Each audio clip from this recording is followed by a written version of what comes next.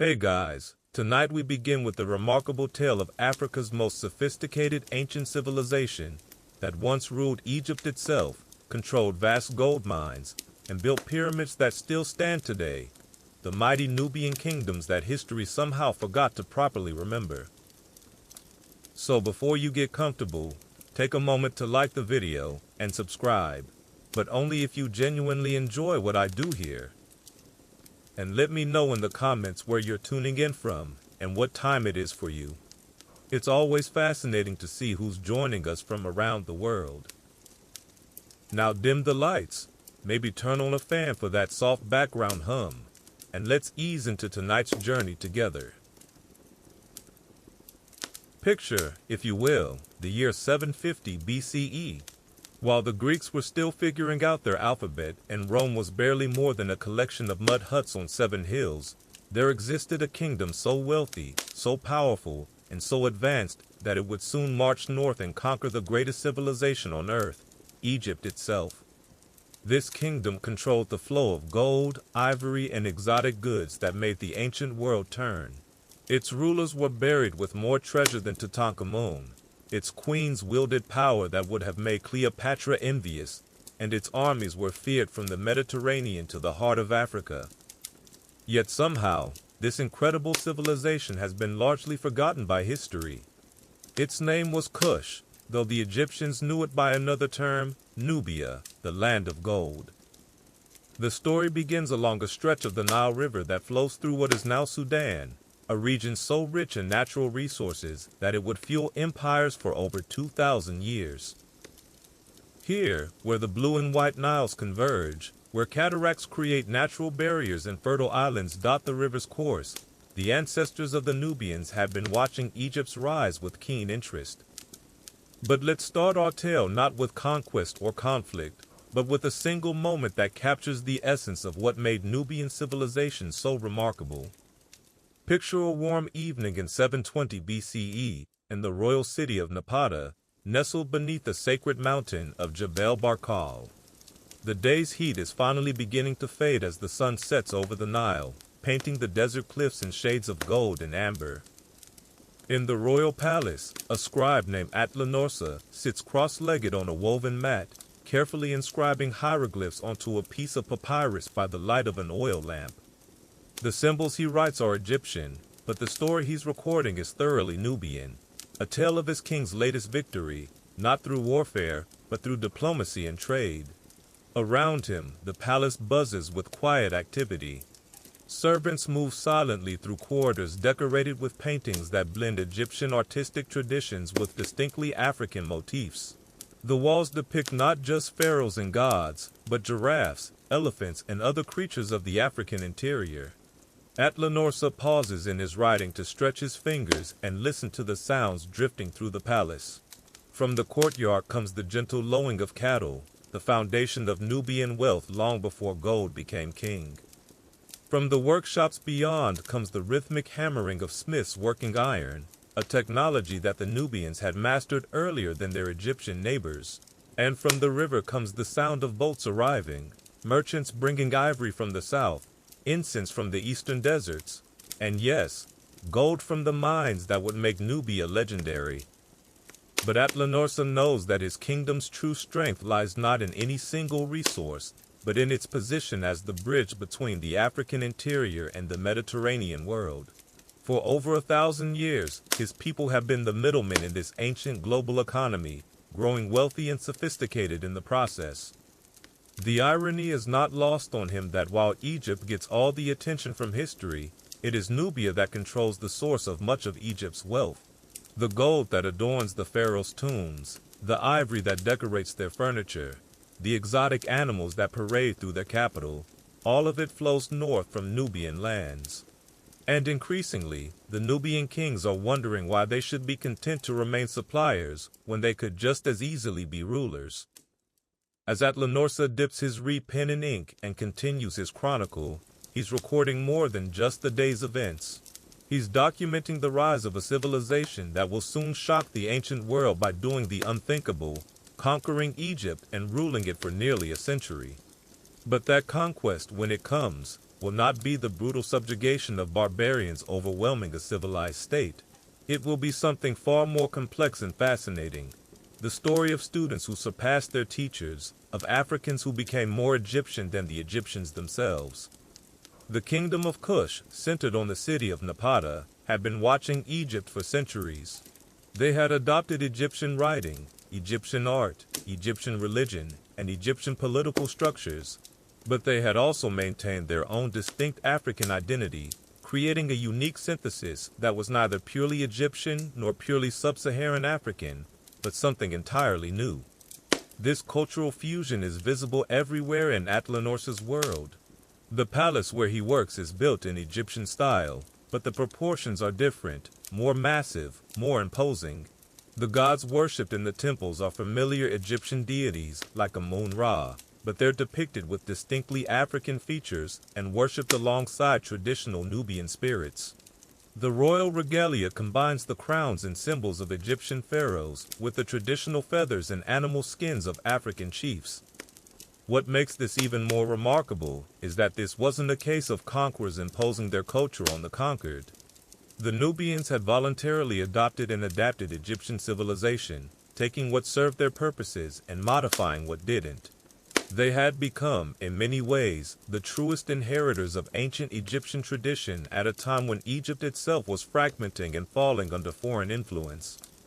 The Egypt that the Nubians looked upon in 750 BCE was not the unified, powerful kingdom of the pyramid builders.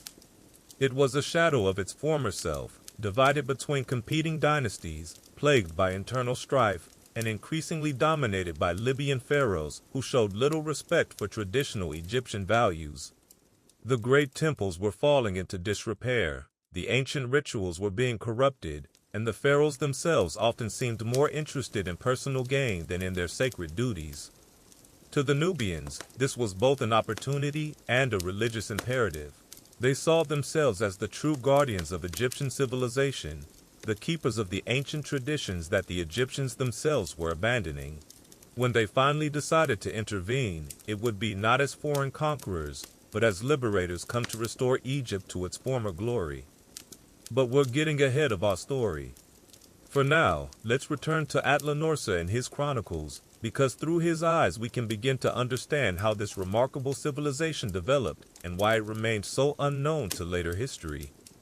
The scribe sets down his pen and walks to the window of his chamber, looking out over the Nile as it flows past the sacred mountain. The river here is different from the broad, stately Nile of Egypt. It's wilder, more temperamental, broken by cataracts that make navigation challenging, but also create natural defensible positions. These cataracts have shaped Nubian history, creating distinct regions and forcing the development of specialized skills in river navigation. As he watches, a convoy of boats makes its way carefully through the rocky channels, their crews calling out warnings to each other as they navigate the treacherous waters. These are the vessels that carry Nubia's wealth northward, boats loaded with gold dust from the eastern deserts, ivory tusks from the southern forests, exotic woods and rare stones from the African interior. The gold, in particular, has made Nubia legendary throughout the ancient world. The pharaohs of Egypt have been importing Nubian gold for over a millennium, using it to create the treasures that archaeologists still discover in Egyptian tombs. But the Nubians are more than just miners and traders.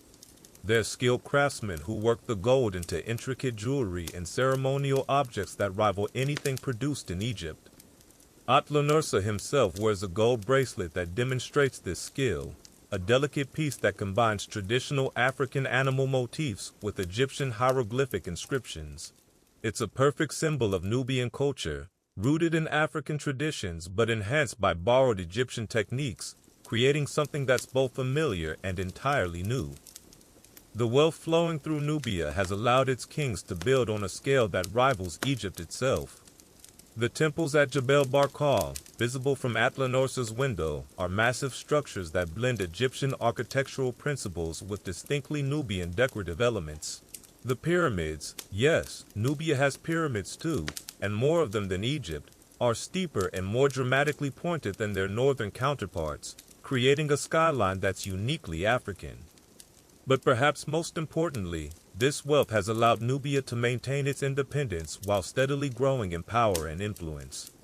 Unlike other neighbors of Egypt who were either conquered and absorbed or pushed into the margins, Nubia has managed to remain autonomous while becoming increasingly central to the economics and politics of the region. As Atlanorsa returns to his writing, he's documenting a crucial moment in this process. His king, Kushta, has been expanding Nubian influence northward, not through conquest but through marriage alliances, trade agreements, and religious diplomacy. Kushta's daughter has married into the Egyptian priestly hierarchy, giving Nubia influence in the crucial temple of Amun at Thebes. Nubian princes serve as priests in Egyptian temples, while Egyptian nobles seek marriages with Nubian royalty. This soft power approach is typically Nubian. Throughout their history, they preferred diplomacy to warfare, trade to tribute, cultural influence to military conquest. When they do fight, they're formidable. Their armies include the famous Nubian archers, whose skills were so renowned that they served as mercenaries throughout the ancient world. But they've always understood that lasting power comes not from the sword, but from economic control and cultural prestige. The system works because Nubia offers something that no other neighbor of Egypt can provide: access to the wealth of the African interior. The trade routes that flow through Nubian territory carry not just gold and ivory, but exotic animals for Egyptian zoos, rare incense for religious ceremonies, precious stones for jewelry, and slaves captured in raids against less organized African peoples. This last point reminds us that Nubian civilization, for all its sophistication, was very much a product of its time. Like all ancient civilizations, it was built on inequality and exploitation. The wealth that allowed Nubian kings to build their pyramids and temples came partly from the labor of slaves. The gold that made them powerful was mined by workers who saw little benefit from their efforts, and the ivory that made them rich came from elephants hunted to near extinction in some regions. Yet even acknowledging these harsh realities, we can't help but be impressed by what the Nubians achieved. They created a stable, prosperous civilization that lasted for over 1,000 years. They developed a unique culture that successfully blended African and Mediterranean influences. They built cities, temples, and monuments that still inspire awe today. And they did all of this while maintaining their independence and eventually becoming the dominant power in their region. As night falls over Napata and Atlanorsa finally sets aside his writing materials, he's unaware that he's documenting the final peaceful phase of Nubian expansion. Within a generation, his people will abandon diplomacy for conquest, marching north to claim not just influence over Egypt, but actual rule over the land of the pharaohs. But for now, all is peaceful along the great river. The boats have been secured for the night, the palace guards have taken their positions, and the city settles into the quiet rhythms of an African evening. Somewhere in the distance, drums begin a slow, hypnotic rhythm, perhaps a religious ceremony, perhaps just musicians practicing their craft. The sound echoes off the cliffs and drifts across the water, a reminder that despite all its Egyptian influences, this is still fundamentally an African civilization. Chapter 2: The Kingdom Before the Storm. To understand how a kingdom south of Egypt could grow powerful enough to eventually conquer the land of the pharaohs, we need to step back in time and explore the deep roots of Nubian civilization. The story doesn't begin with the dramatic conquests of the 8th century BCE, but with thousands of years of gradual development, cultural synthesis, and growing prosperity along the middle reaches of the Nile. Let's travel back to around 2000 BCE, more than 1,000 years before our scribe Atlanorsa was born, to a time when the foundations of Nubian greatness were being laid. The place is Kerma, a city whose very name has become synonymous with one of Africa's earliest urban civilizations. Picture a bustling settlement on the banks of the Nile, its mud brick buildings rising from the fertile floodplain like a mirage from the desert. Unlike the grand stone monuments we associate with Egypt, Kerma is built primarily of sun-dried brick, but what it lacks in monumental architecture, it makes up for in sheer size and complexity. This is one of the largest settlements in Africa, home to perhaps 10,000 people, farmers, craftsmen, traders, priests, and nobles all living together in a sophisticated urban environment. At the heart of the city stands the Western Dafufa, a massive mud brick structure that serves as both temple and administrative center. Rising nearly 60 feet above the surrounding buildings, it's visible for miles across the flat landscape, a symbol of royal power that can be seen by travelers approaching from any direction. The very name, Dafufa, comes from the local Nubian language, meaning mud brick building, and it represents something uniquely African in a region that would later become heavily influenced by Egyptian culture. But even in this early period, the connections between Nubia and Egypt are already strong.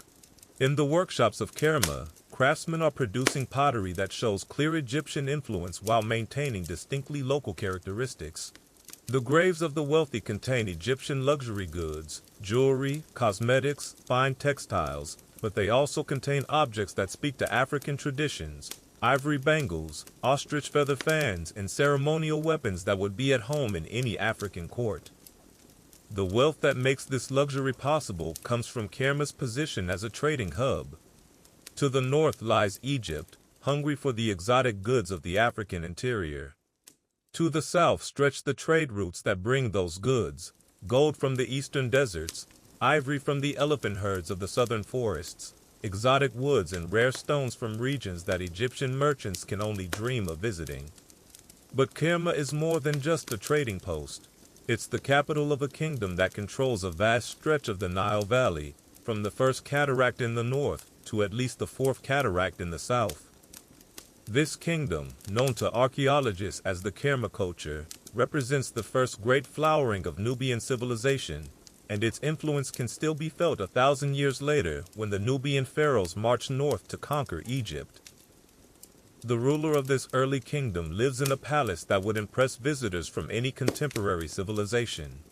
Built around a series of courtyards, the palace complex covers several acres and includes not just royal living quarters, but administrative offices, workshops, storage facilities, and religious shrines. The walls are decorated with murals that show Egyptian influence, but also depict scenes that are purely African: giraffe hunts, cattle herding, and ritual dances that connect the king to the spiritual traditions of his people.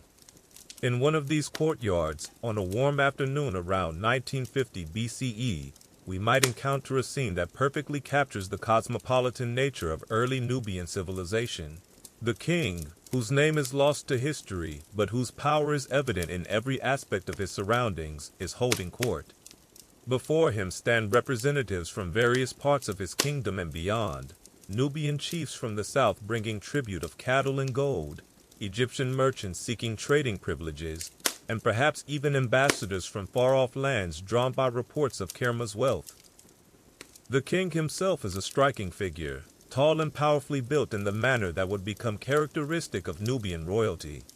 He wears a combination of local and imported finery, a leopard skin cape that speaks to his African heritage, gold jewelry that demonstrates his kingdom's wealth, and an Egyptian-style crown that shows his awareness of international fashion. But most importantly, he wears the confidence of a ruler who knows that his kingdom is essential to the prosperity of the entire region. The conversation, conducted in a mixture of Nubian and Egyptian languages, centers on the logistics of trade. An Egyptian merchant is requesting permission to establish a permanent trading post in Kerma, offering manufactured goods and agricultural products in exchange for access to Nubian gold and ivory. The king listens carefully, asking detailed questions about quantities, routes, and security arrangements. This is not the negotiation of a primitive chieftain overwhelmed by foreign sophistication, but the business discussion of an experienced ruler who understands the complexities of international commerce.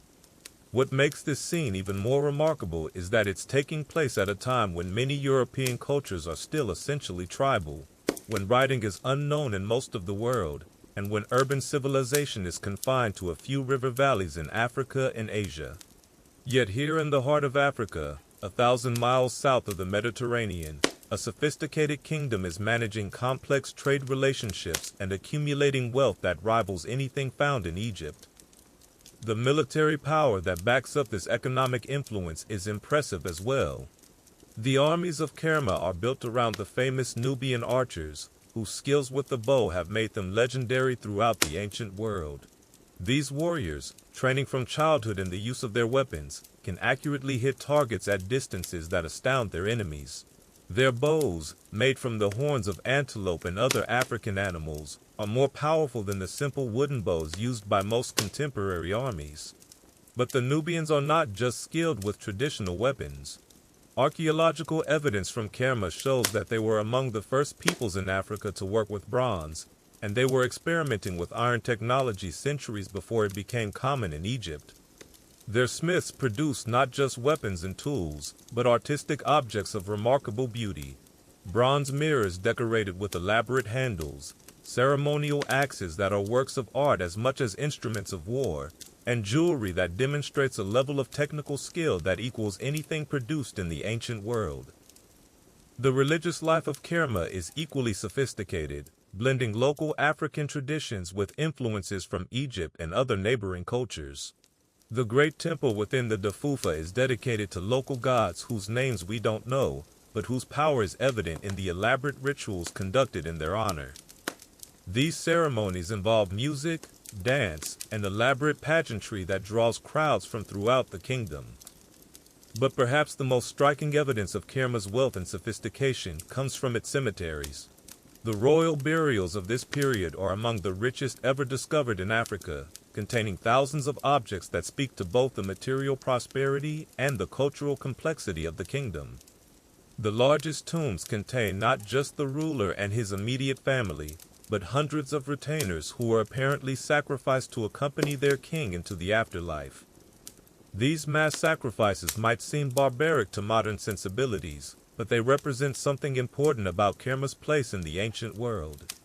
This level of royal display, this willingness to sacrifice hundreds of people for a single burial, this accumulation of wealth and power, these are the characteristics of a major civilization, not a peripheral African kingdom.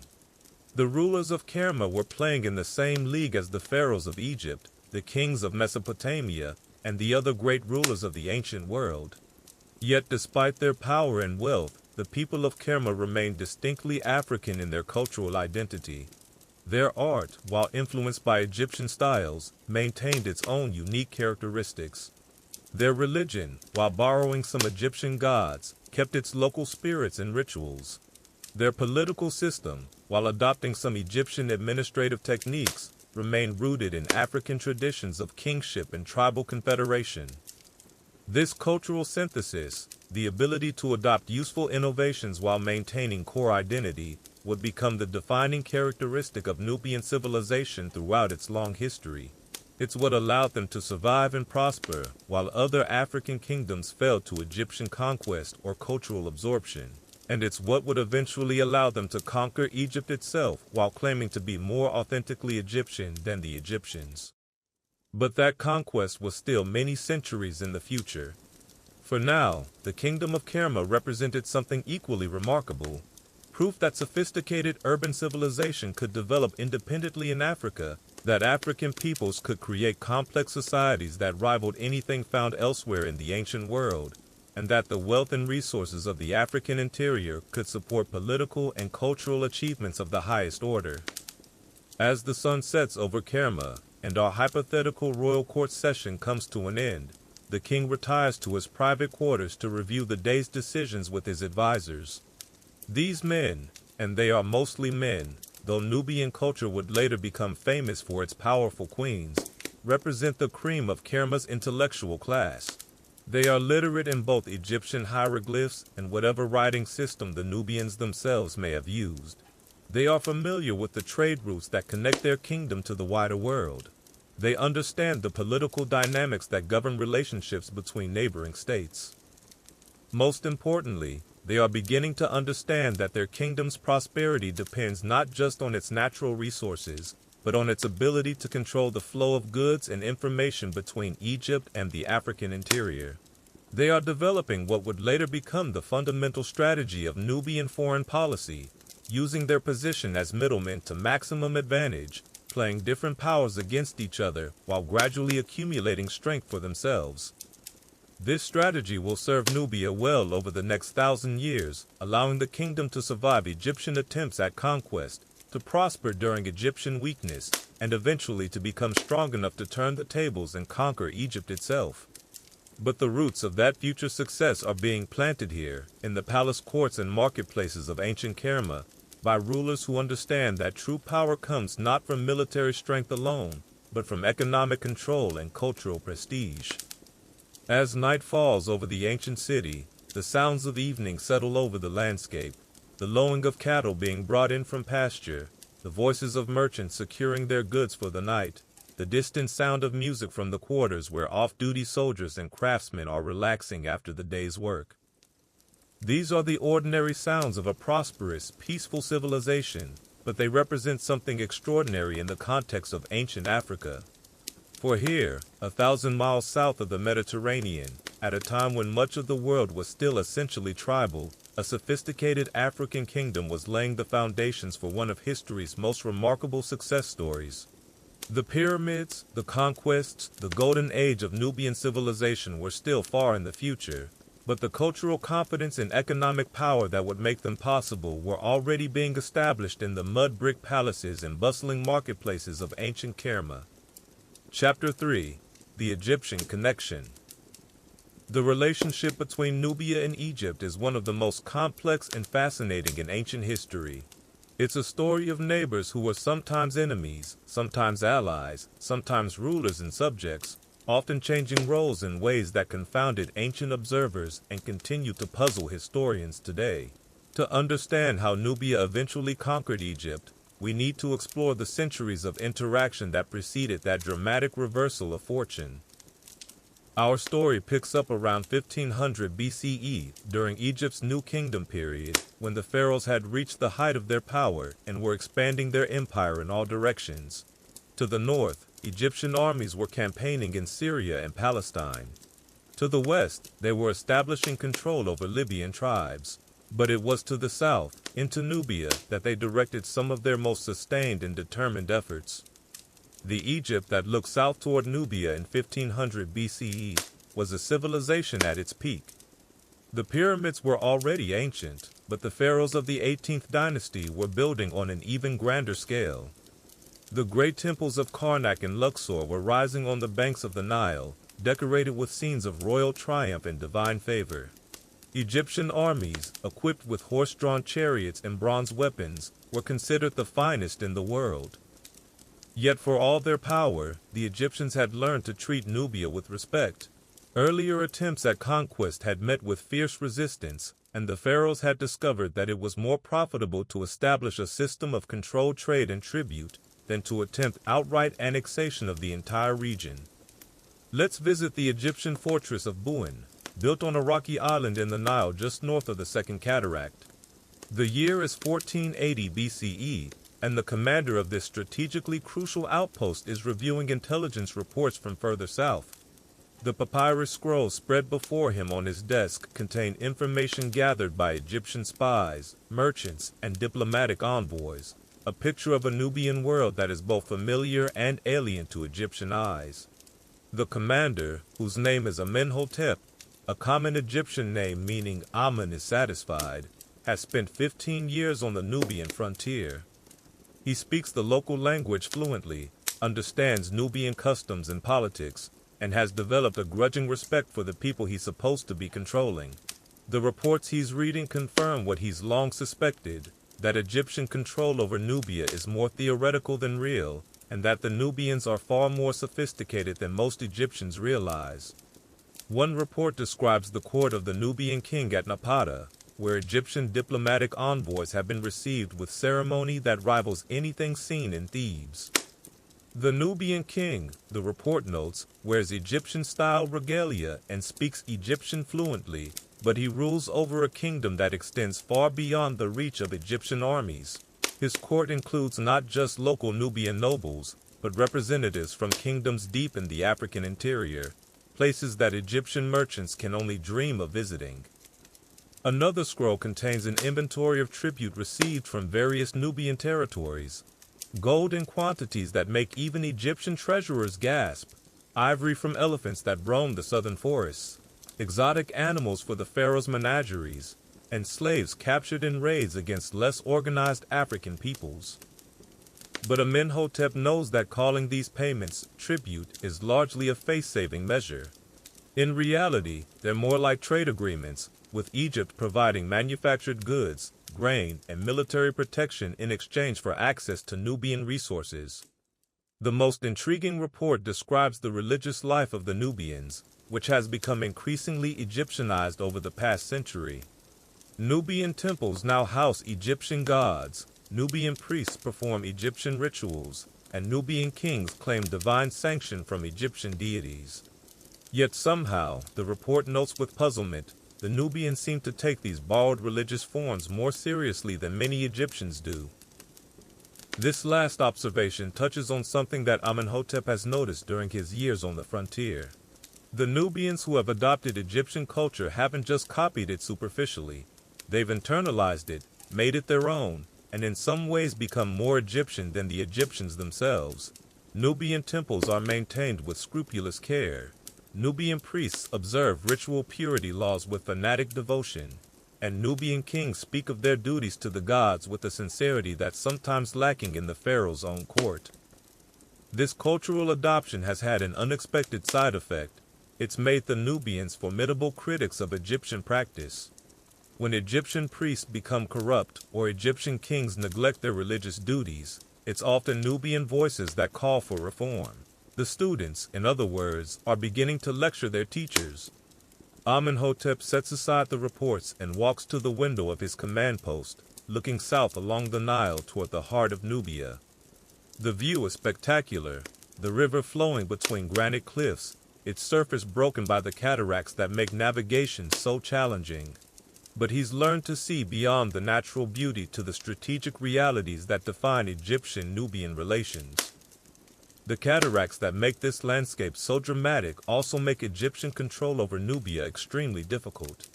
Each cataract is a natural choke point that can be defended by relatively small forces, and the Nubians have become masters at using the terrain to their advantage.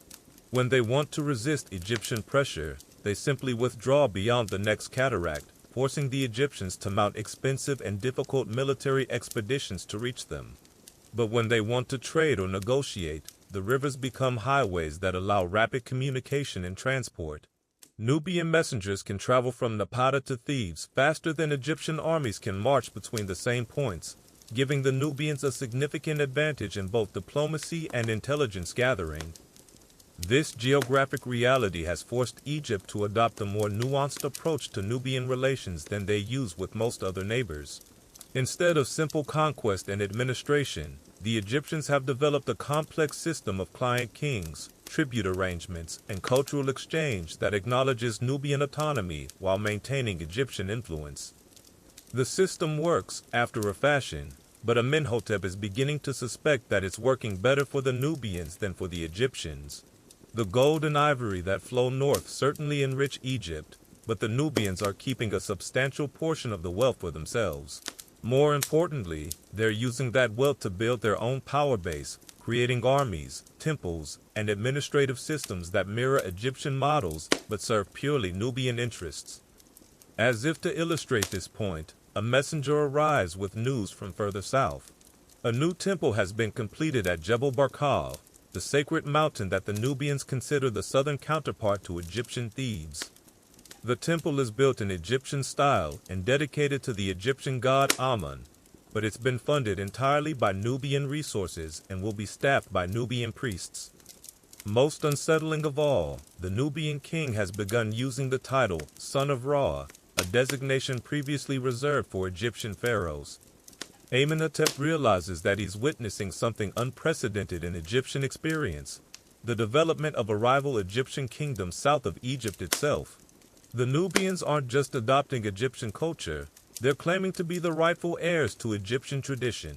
And given their wealth, their military skills, and their growing political sophistication, this claim is becoming harder for Egypt to dismiss. The implications are troubling.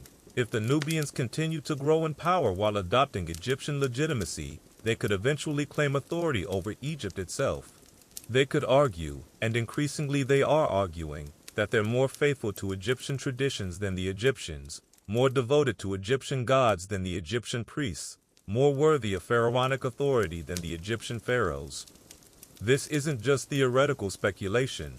Amenhotep's intelligence network has brought him reports of growing unrest in southern Egypt, where priests and nobles are beginning to complain about the corruption and weakness of the current dynasty. Some of these dissidents are looking south, toward Nubia, for alternative leadership.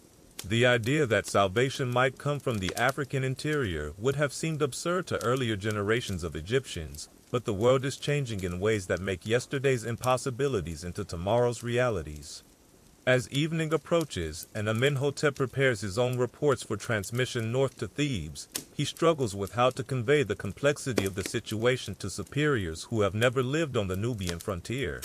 How can he explain that Egypt's southern neighbors are simultaneously subjects and rivals, students and critics, allies and potential enemies? The traditional Egyptian view of Nubia as a source of wealth to be exploited and barbarians to be controlled is becoming increasingly outdated.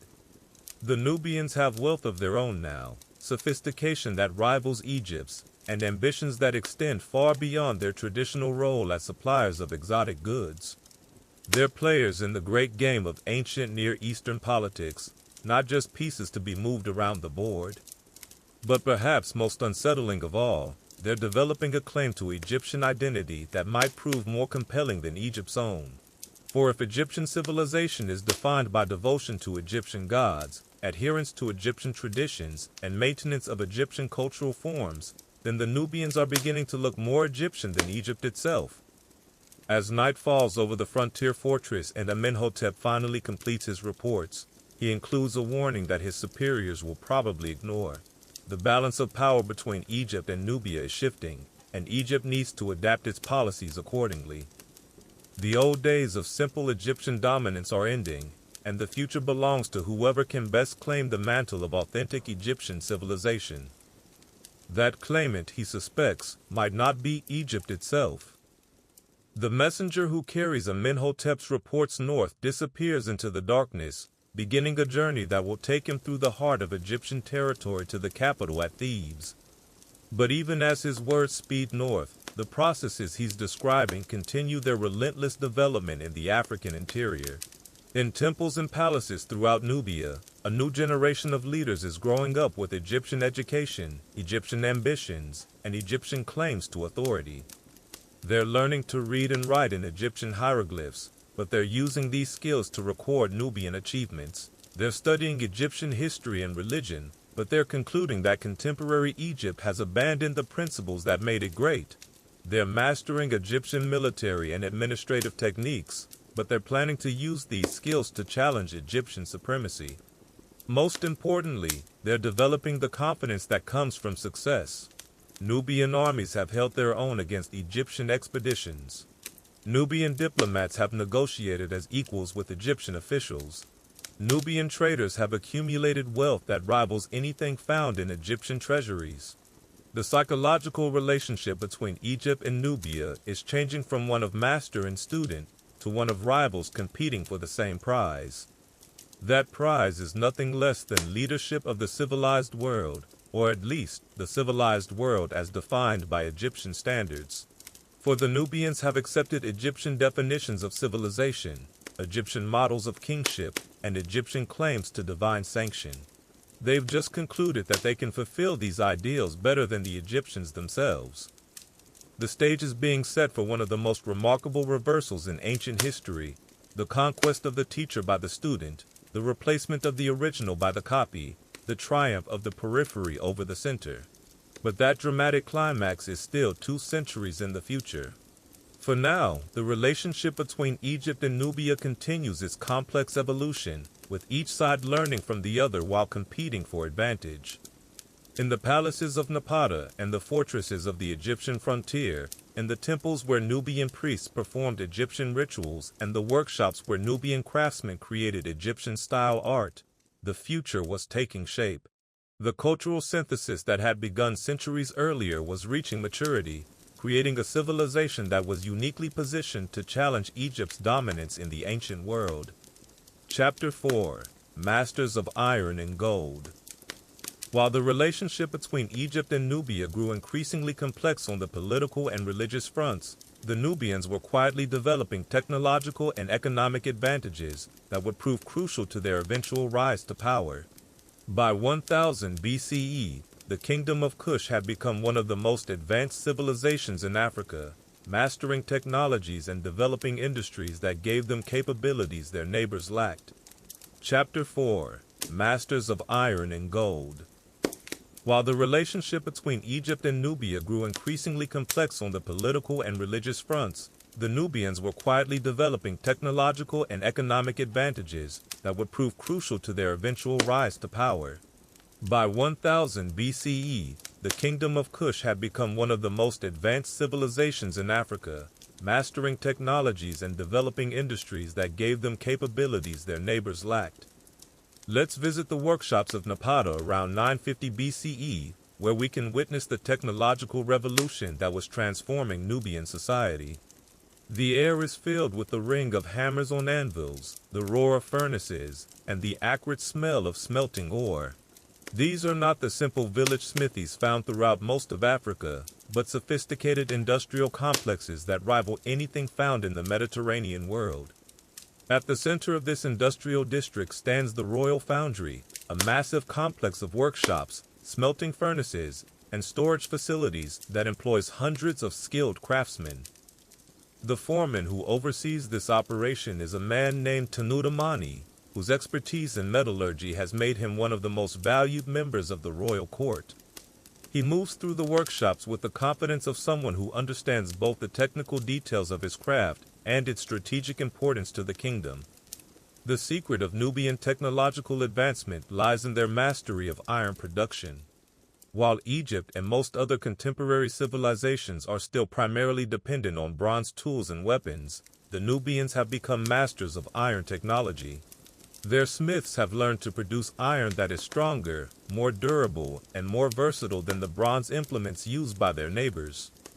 This technological advantage has military implications that extend far beyond the obvious benefits of superior weapons. Iron tools allow Nubian farmers to clear land more efficiently, increasing agricultural productivity and supporting larger populations.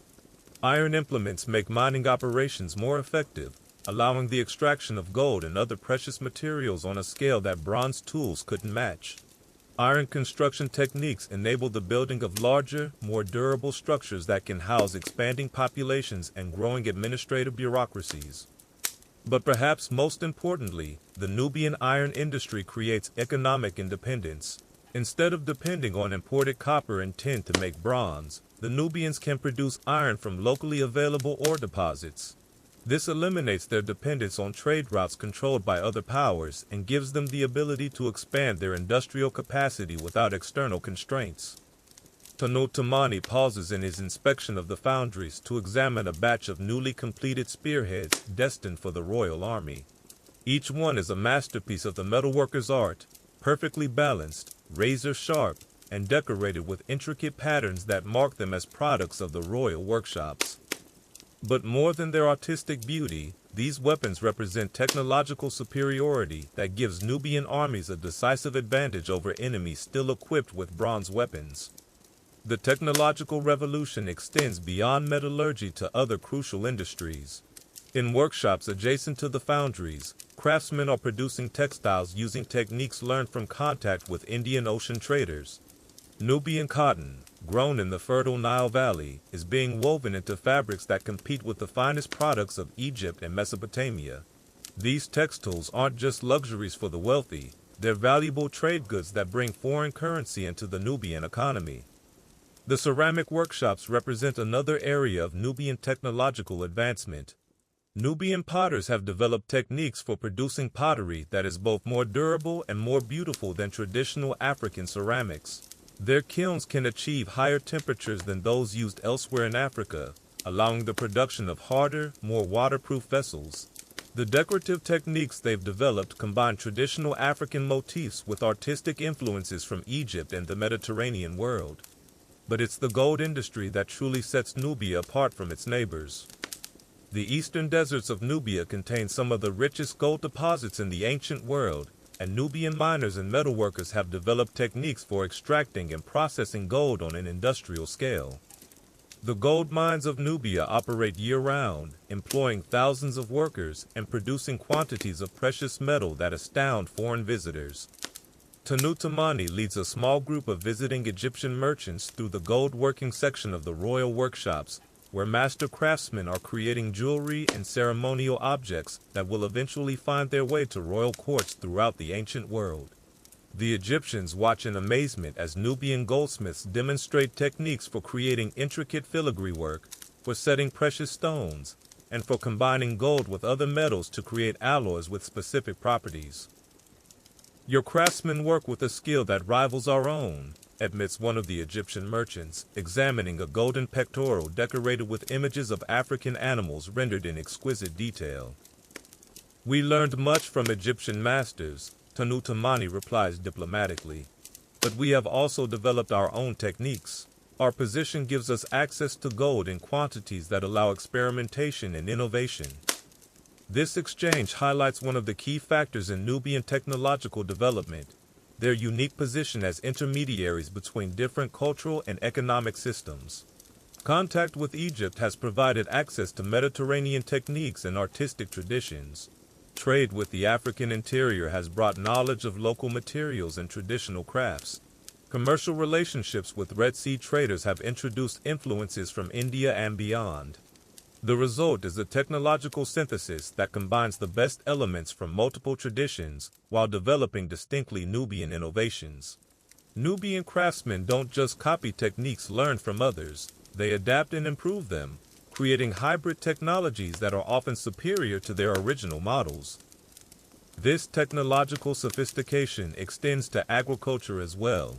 Nubian farmers have developed irrigation systems that allow cultivation of areas previously considered unsuitable for farming. They've experimented with crop rotation techniques that maintain soil fertility while maximizing yields. They've domesticated animals that provide not just food but also materials for crafts and industry. The economic implications of these technological advances are enormous. By 950 BCE, Nubia has achieved a level of economic independence that few ancient kingdoms could match. They produce their own tools, weapons, and luxury goods. They control valuable natural resources. They've developed manufacturing capabilities that allow them to compete in international markets while meeting domestic needs. This economic strength provides the foundation for political independence and eventually for imperial expansion. A kingdom that can equip its own armies, feed its own people, and produce its own luxury goods is far less vulnerable to external pressure than one that depends on foreign suppliers. When the time comes for military confrontation with Egypt, the Nubians will be able to sustain their war effort indefinitely using domestic resources. But the technological revolution has social implications as well. The growth of specialized industries has created a large class of skilled craftsmen who owe their prosperity to the success of the kingdom. These artisans become natural supporters of Nubian independence and expansion, providing both economic resources and political support for ambitious royal policies. The concentration of industrial activity in cities like Napata has also created an urban culture that is more sophisticated and cosmopolitan than traditional African societies. Craftsmen from different parts of Africa work alongside each other, sharing techniques and creating cultural syntheses that enrich Nubian civilization. Foreign merchants bring news and ideas from distant lands, keeping Nubian leaders informed about international developments. As evening approaches and the workshops begin to close for the day, Tanutamani climbs to the roof of the royal foundry to survey the industrial complex he oversees. The view encompasses dozens of workshops, each specializing in different aspects of manufacturing and crafts. Smoke rises from furnaces that will burn through the night, tended by workers who understand that continuous production is essential to maintaining Nubia's technological edge. But Tanutamani's thoughts extend beyond the immediate concerns of production schedules and quality control. He understands that the technological revolution he's helping to lead has implications that extend far beyond the workshops of Napata. The iron weapons being forged in his foundries will eventually arm the armies that conquer Egypt. The gold being processed in his workshops will finance military campaigns and diplomatic initiatives that establish Nubian hegemony over the entire Nile Valley. The technologies being developed and refined in Nubian workshops are creating capabilities that no previous African kingdom has possessed. For the first time in history, an African civilization has achieved technological parity, and in some areas, technological superiority, over the great powers of the Mediterranean world. This technological achievement is all the more remarkable because it represents a distinctly African approach to industrial development. Instead of simply copying foreign techniques, the Nubians have created a technological synthesis that combines the best elements from multiple traditions while developing innovations suited to African conditions and African needs. The iron industry provides the most obvious example of this approach. While other civilizations developed iron technology primarily for military purposes, the Nubians have created integrated industrial systems that use iron for agriculture, construction, mining, and manufacturing as well as warfare. This comprehensive approach to technological development has created multiplier effects that benefit every aspect of Nubian society. Similarly, the gold industry demonstrates the Nubian ability to transform natural advantages into strategic capabilities. While other regions with gold deposits have been content to export raw materials, the Nubians have developed sophisticated processing and manufacturing capabilities that allow them to capture maximum value from their natural resources. As night falls over the industrial district of Napata, the sounds of continuing work echo through the darkness. Furnaces glow like artificial stars, their light reflecting off the tools and weapons that will soon change the balance of power in the ancient world. Tomorrow will bring new challenges and new opportunities, but tonight the craftsmen of Nubia are building the technological foundation for their kingdom's rise to greatness. The revolution taking place in these workshops represents more than just industrial development. It's the emergence of an African civilization capable of competing with and eventually surpassing the great powers of the ancient world. The iron being forged tonight will become the weapons that conquer Egypt. The gold being refined will finance the expansion of Nubian power throughout the Nile Valley and beyond. But perhaps most importantly, the technological mastery being developed in these workshops will provide the Nubians with the confidence and capability needed to challenge the established order of the ancient world. When Nubian kings finally decide to march north and claim the throne of the pharaohs, they will do so not as primitive barbarians seeking to plunder a superior civilization, but as the masters of an advanced technological and economic system seeking to extend their authority over territories they consider rightfully theirs. Chapter 5: The Building Storm. By 800 BCE, the various factors that would lead to Nubian conquest of Egypt were beginning to converge. Technological superiority, economic independence, cultural confidence, and religious legitimacy were combining to create a perfect storm that would transform the political landscape of the ancient world. But the final catalyst for Nubian expansion would come from Egypt itself, as internal divisions and external pressures created opportunities that ambitious Nubian kings could not ignore. The Egypt of 800 BCE was a civilization in crisis. The great days of the new kingdom were a distant memory, and the country had fragmented into competing dynasties that controlled different regions while claiming authority over the entire kingdom. In the north, Libyan pharaohs ruled from cities in the Nile Delta, but their control over southern Egypt was tenuous at best. In the south, local governors and priests maintained nominal loyalty to the northern pharaohs while acting as independent rulers in practice. This political fragmentation was accompanied by economic decline and social decay. The great temples that had been centers of learning and culture were falling into disrepair. Trade networks that had connected Egypt to the wider world were disrupted by political instability. The administrative system that had governed Egypt for millennia was breaking down under the pressure of competing authorities and conflicting loyalties. Most troubling of all, from the Nubian perspective, was the corruption of Egyptian religious traditions.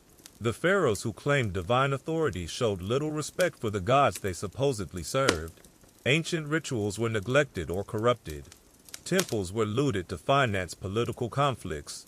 The very foundations of Egyptian civilization, the religious and cultural traditions that had inspired Nubian adoption of Egyptian ways were being abandoned by the Egyptians themselves. Let's visit Thebes, the ancient religious capital of Egypt, in the year 780 BCE, to witness the decay that was creating opportunities for Nubian intervention.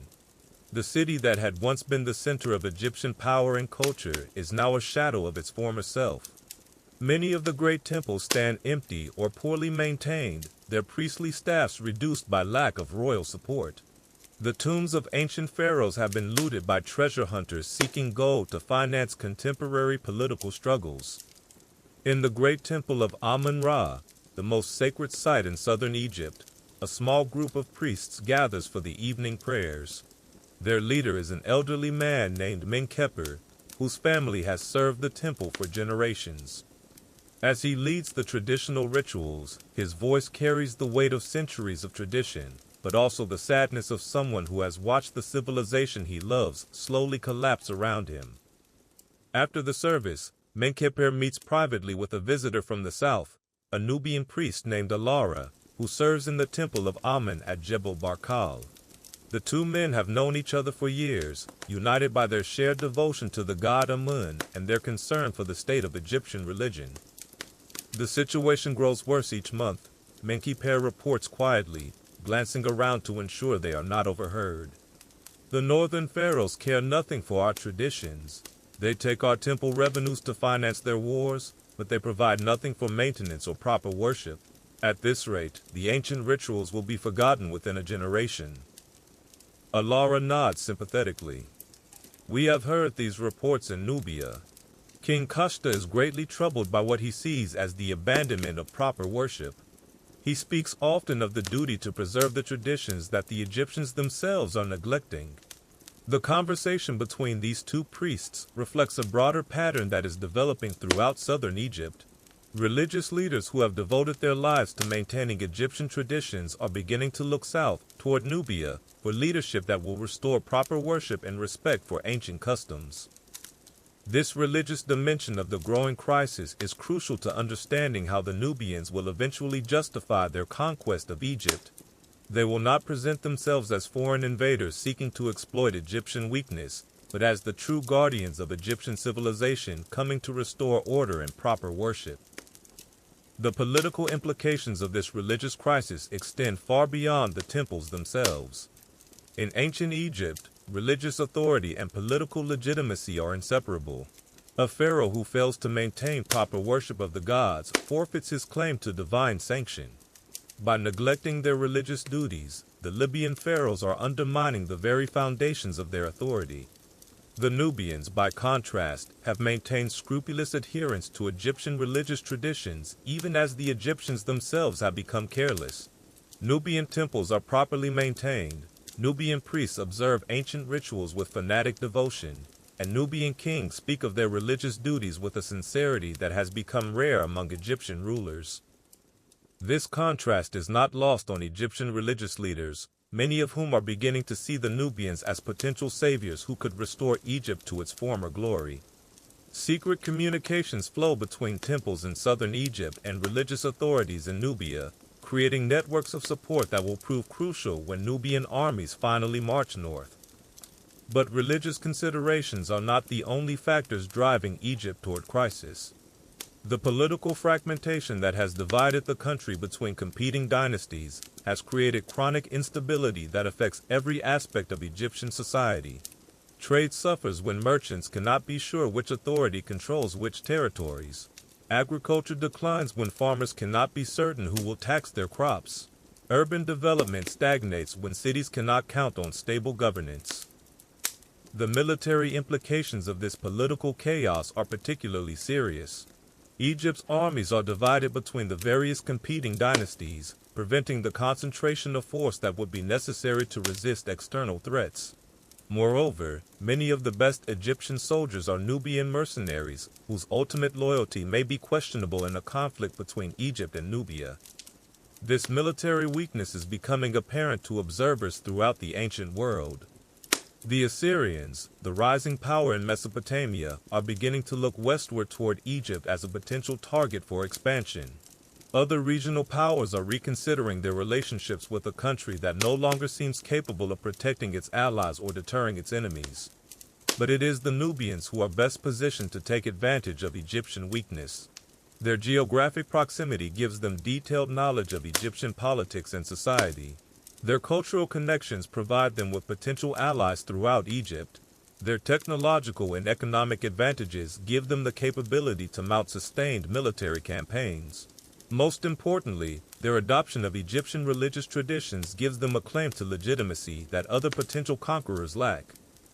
As Menkaper and Alara conclude their secret meeting and prepare to return to their respective temples, they are participating in a process that is larger than either of them realizes.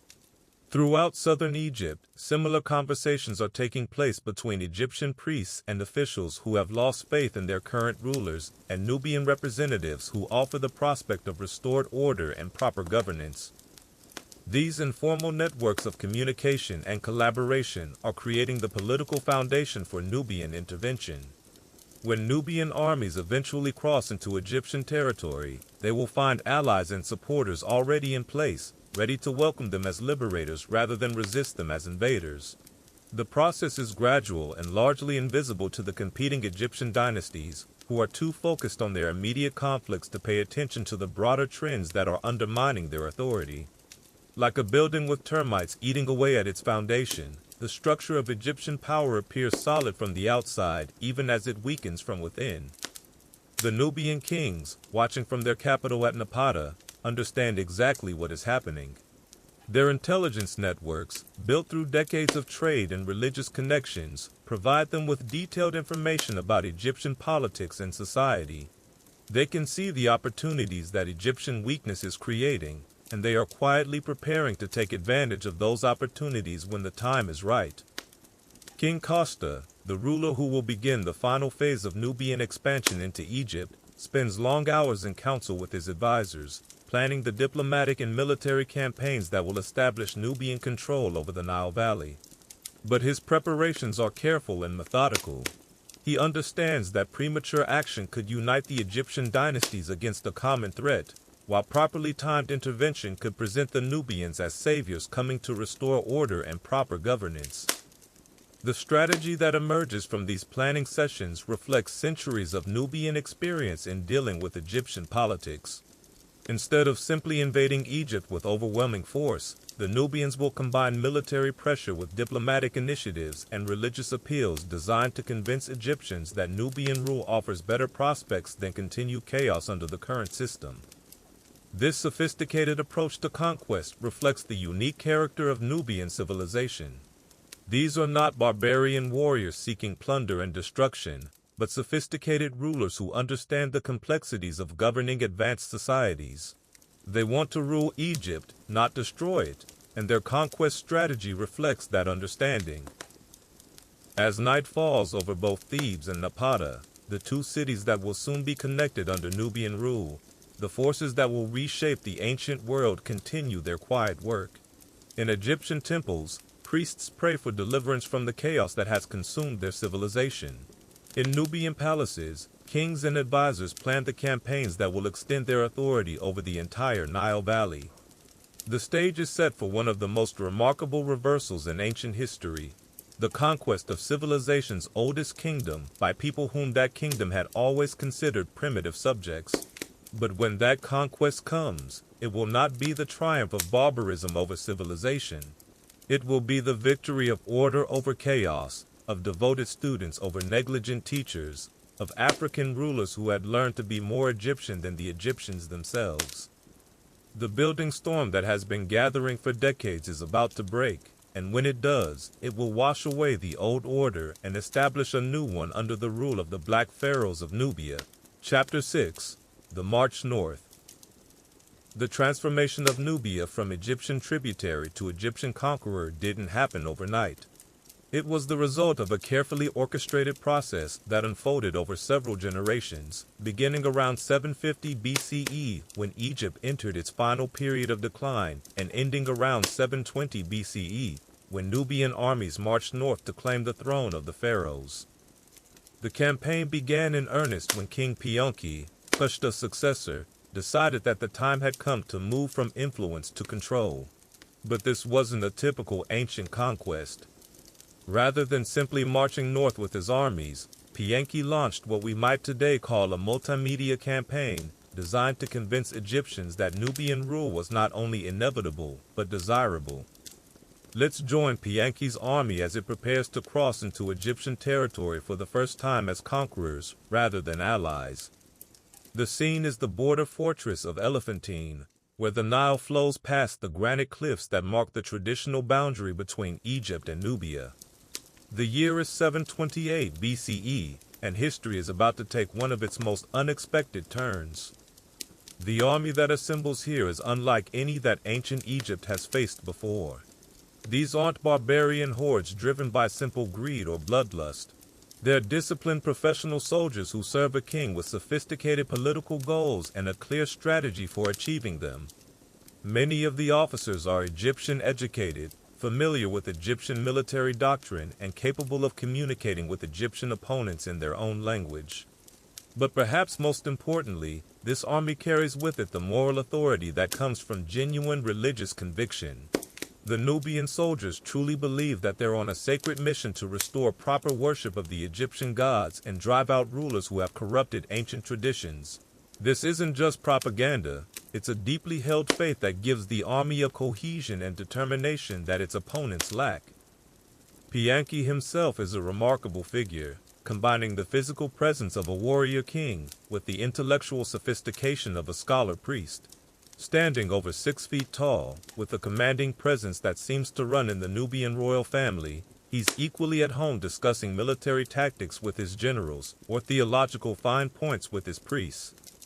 On the morning of the invasion, Pianki addresses his assembled army from a platform erected beside the Nile. The speech he gives, portions of which survive in hieroglyphic inscriptions, reveals the unique character of this conquest. "We go north not as destroyers but as restorers," he tells his troops. "We carry with us the true traditions of the pharaohs, the proper worship of the gods, and the ancient laws that made Egypt great.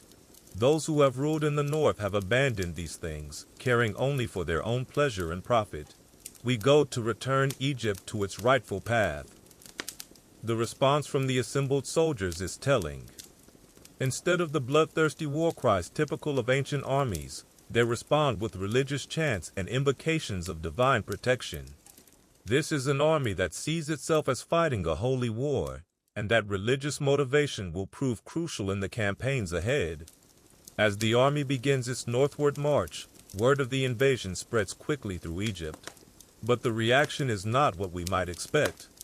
Instead of rallying to resist foreign invasion, many Egyptians, especially in the south, begin to see the Nubians as potential liberators. This becomes clear when the army reaches Thebes, the ancient religious capital of Egypt. Instead of preparing for a siege, the city opens its gates and welcomes Pianki as a legitimate pharaoh. The priests of the great temple of Amun-Ra, the most prestigious religious figures in Egypt, perform the traditional ceremonies that confirm divine approval of the new king. This religious endorsement is crucial to Pianki's strategy. By gaining the support of Egypt's most important temple, he's not just capturing a city, he's claiming the religious legitimacy that makes him a true pharaoh in Egyptian eyes. The priests of Thebes, disgusted by the corruption and neglect they've witnessed under the Libyan dynasties, genuinely believe that the Nubian king represents a return to traditional values. The ceremonies at Thebes are elaborate affairs that combine Egyptian religious tradition with distinctly Nubian elements. Pianki undergoes the same coronation rituals as any Egyptian pharaoh, but he also participates in African ceremonies that connect him to the spiritual traditions of his ancestors. The result is a synthesis that's both authentically Egyptian and uniquely Nubian. But not all of Egypt is ready to welcome Nubian rule. As Pianki's army continues north toward the Nile Delta, it encounters increasingly determined resistance from the Libyan dynasties that control Lower Egypt. These rulers, while they may have lost the support of the priesthood and much of the population, still command significant military forces and have no intention of yielding their power without a fight. The campaign that follows demonstrates the sophistication of Nubian military doctrine. Instead of simply overwhelming opponents with superior numbers, Pianki uses a combination of military pressure, diplomatic negotiation, and psychological warfare that gradually undermines enemy resistance. A typical example occurs at the fortress city of Hermopolis, where a Libyan prince named Namlot has gathered a substantial army to resist the Nubian advance. Rather than launching a direct assault that would result in heavy casualties on both sides, Pianki begins a siege that's designed as much to demonstrate his power as to capture the city. The siege works are impressive by ancient standards, massive earthworks that allow Nubian engineers to bring their siege engines within range of the city walls, sophisticated logistics that keep the besieging army supplied with food and equipment, and careful coordination between different military units that shows the high level of professionalism in the Nubian forces. But the real pressure comes from Pianki's diplomatic efforts. Messages flow back and forth between the Nubian camp and the besieged city, with Pianki offering generous terms to anyone willing to submit voluntarily. The Nubian king makes it clear that he's not interested in destroying Egyptian cities or massacring Egyptian populations. He wants to rule Egypt, not depopulate it. These negotiations are conducted in a distinctly Egyptian style, using the formal language and diplomatic protocols that Egyptian rulers have developed over centuries. Pianki's scribes are as skilled as any in the pharaoh's court. His envoys are familiar with Egyptian customs and law, and his offers of amnesty and integration into the new order are carefully crafted to appeal to Egyptian sensibilities. The psychological impact of this approach is enormous. Egyptian defenders find themselves facing an enemy who speaks their language, understands their culture, and offers them a place in a restored Egyptian kingdom. Many begin to question whether they're really fighting against foreign invaders or against fellow Egyptians who happen to come from the south. This confusion is exactly what Pianki intended. By the time his army reaches the approaches to Memphis, the ancient capital of Egypt, much of the country's elite has begun to see Nubian rule as not just inevitable, but perhaps even desirable. The Libyan dynasties that have controlled Egypt for the past century are increasingly viewed as the real foreigners, while the Nubians are seen as Egyptians returning home. The final siege of Memphis demonstrates the full sophistication of Nubian military doctrine. Instead of a brutal assault that would damage the city and alienate its population, Pianki employs a complex strategy that combines land and naval forces in a coordinated campaign designed to minimize bloodshed while maximizing psychological impact. The key to the strategy is control of the Nile, which provides Memphis with both its water supply and its connection to the rest of Egypt. Nubian naval forces, using ships that blend Egyptian design with improvements learned from their control of the difficult waters around the Nile cataracts, establish a blockade that gradually strangles the city's ability to resist. But even more important is the symbolic impact of seeing Nubian ships controlling the sacred river. For Egyptians, the Nile isn't just a transportation route, it's the lifeline of their civilization, the gift of the gods that makes their country possible. When foreign ships control the river, it's a sign that the gods have withdrawn their favor from the current rulers.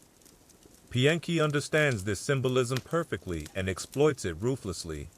His ships aren't just military vessels, they're floating temples decorated with Egyptian religious symbols and carrying Egyptian priests who conduct ceremonies designed to demonstrate divine approval of the Nubian cause. The siege of Memphis lasts for months, but it's a peculiar kind of siege. There's relatively little fighting. Instead, there's an ongoing diplomatic and religious campaign designed to convince the defenders that resistance is both futile and impious. Nubian envoys regularly enter the city under flags of truce, carrying offers of clemency and integration into the new order. These diplomatic missions serve multiple purposes. They allow Pianki to gather intelligence about conditions inside the city, they demonstrate his confidence in eventual victory, and they provide opportunities for Egyptian leaders to negotiate their surrender on favorable terms. Most importantly, they allow ordinary Egyptians to see that the Nubians aren't the barbarian destroyers that their rulers have described.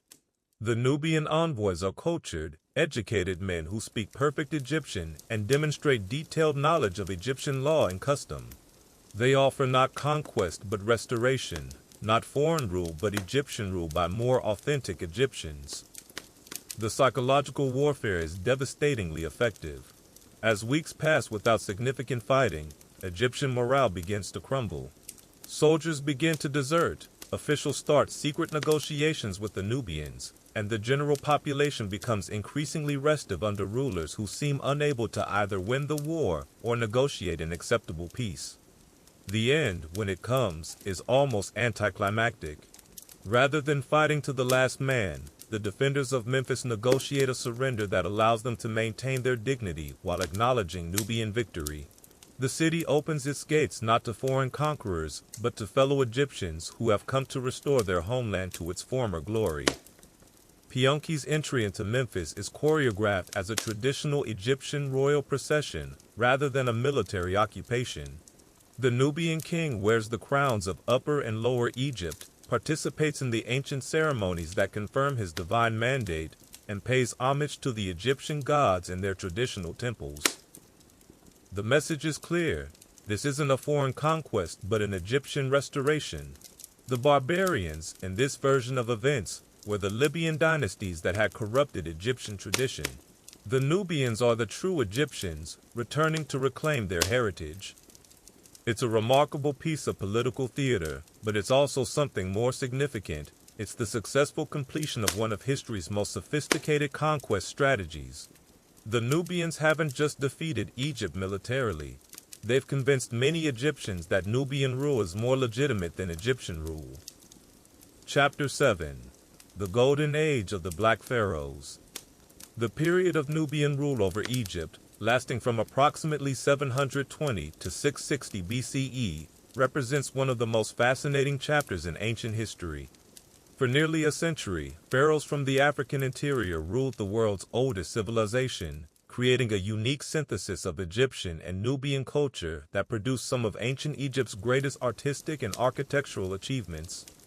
Let's visit Memphis in the year 700 BCE, 20 years after Pianki's conquest, to see how this remarkable experiment in African imperialism was working in practice.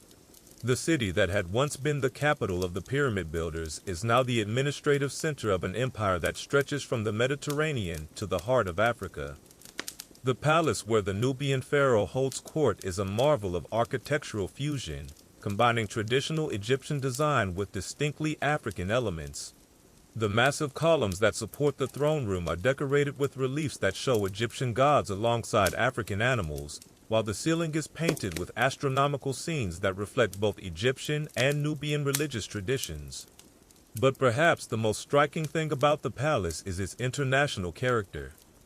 The court includes not just Nubian and Egyptian nobles, but representatives from throughout the ancient world: Assyrian merchants seeking trade agreements, Greek scholars attracted by Egypt's renewed prosperity, and African chiefs from regions that had never before been connected to Mediterranean civilization. The pharaoh who presides over this cosmopolitan court is Shabaka, Pianki's successor and one of the most remarkable rulers in ancient history. Like all the Nubian pharaohs, he's physically imposing, tall, powerful, with the dark skin that the Egyptians recorded in their art with careful attention to ethnic detail. But his real power comes not from his physical presence, but from his intellectual sophistication and his genuine devotion to Egyptian civilization. Shabaka has done something unprecedented in the history of conquest. He's made himself more Egyptian than the Egyptians. He's restored temples that Egyptian kings had allowed to fall into ruin, revived religious ceremonies that had been abandoned, and patronized art and literature in a deliberately archaic style that recalls Egypt's golden age. This isn't just political calculation, though it's certainly that, but genuine religious conviction. The Nubian pharaohs truly believe that they've been chosen by the gods to restore Egypt to its former glory, and they pursue this mission with the kind of zealous dedication that only true believers can sustain. On this particular morning, Shabaka is reviewing reports from his provincial governors, documents that reveal both the achievements and the challenges of Nubian rule. The news from Upper Egypt, the southern region closest to Nubia, is uniformly positive. The temples are prospering, trade is flourishing, and the population seems genuinely content under their African pharaoh. But Lower Egypt, the Delta region in the north, presents more complex problems. Here, the population is more diverse, including significant numbers of Greeks, Libyans, and other foreigners who have less emotional attachment to traditional Egyptian values. Some of these groups remain skeptical of Nubian rule, seeing it as African domination rather than Egyptian restoration. More troubling still are the reports from the eastern frontier, where the growing power of Assyria poses an increasing threat to Egyptian independence. The Assyrians, who have already conquered much of the Middle East, make no distinction between Egyptian and Nubian pharaohs. They see Egypt as a prize to be captured regardless of who rules it. This external threat is forcing Shabaka to make difficult decisions about the future direction of his empire. Should he focus on consolidating Nubian control over Egypt, or should he prepare for the inevitable confrontation with Assyria? Can his hybrid Egyptian-Nubian state survive the military pressure that's building from the east? These are the kinds of strategic challenges that would test any ruler, but they're particularly difficult for the Nubian pharaohs because of the unique nature of their position. They rule Egypt by claiming to be more authentically Egyptian than their predecessors, but they depend on Nubian resources and Nubian military power to maintain that rule.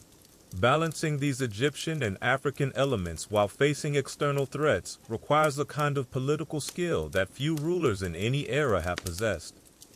As Shabaka reviews his options, he's assisted by an advisory council that perfectly reflects the complexity of his empire.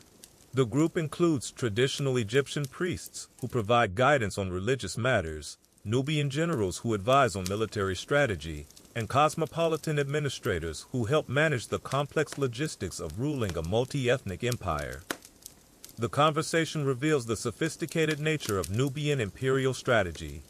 Unlike many ancient conquerors who simply imposed their own culture on conquered territories, the Nubians have developed a more nuanced approach that adapts to local conditions while maintaining overall unity.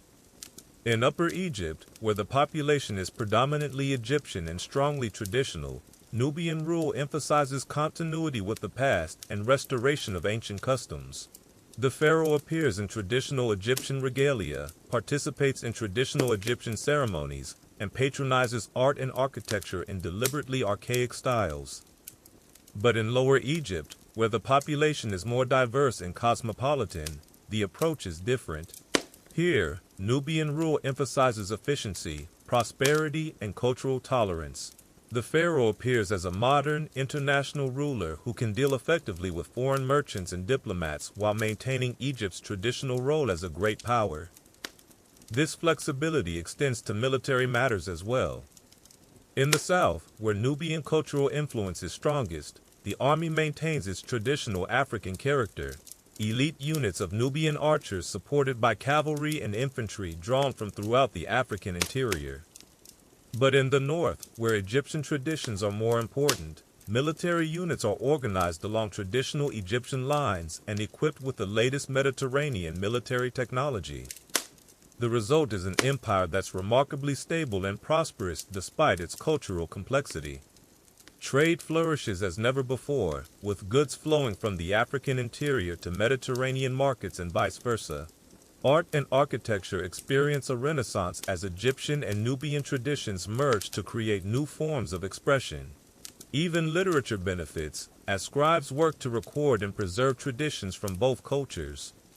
But perhaps most remarkably, this prosperity seems to benefit all levels of society. Unlike many ancient empires that enriched rulers at the expense of ordinary people, Nubian Egypt appears to have created genuine widespread prosperity. Archaeological evidence suggests that living standards for ordinary Egyptians actually improved under Nubian rule, as trade expansion and administrative efficiency made basic goods more available and affordable. This broad-based prosperity is crucial to the stability of Nubian rule. By making Egyptian society more prosperous rather than simply extracting wealth for Nubian benefit, the African pharaohs have created a genuine stake in their success among the Egyptian population. People support Nubian rule not just because they have to, but because it works better than the alternatives they've experienced. Yet, even as Shabaka celebrates these achievements, he's aware that his empire faces challenges that may ultimately prove insurmountable. The Assyrian threat is growing stronger each year, and it's becoming clear that Egypt will eventually face a choice between submission and a war that could destroy everything the Nubians have built. Moreover, the very success of Nubian rule has created its own problems. The prosperity and cultural renaissance of Nubian Egypt has attracted the attention of other ancient powers, all of whom want their share of the wealth flowing through Egyptian markets. The empire is becoming too valuable for other powers to ignore, and too tempting for them to resist. As evening approaches and Shabaka dismisses his council for the day, he walks to the palace roof to survey his capital. The view encompasses one of the ancient world's greatest cities, a sprawling metropolis where Egyptian monuments mingle with Nubian additions, where the Nile flows past harbors crowded with ships from throughout the known world, where the prosperity and cultural achievement of two great African civilizations have combined to create something unprecedented in human history. But he also knows that this golden age may be temporary. The forces building on Egypt's borders are too powerful to resist indefinitely, and the unique circumstances that made Nubian rule possible may not last much longer. For now, though, he can take satisfaction in what his people have accomplished. Against all odds, a kingdom from the African interior has conquered and successfully ruled the world's oldest civilization. They've done so not by destroying Egyptian culture, but by preserving and enhancing it.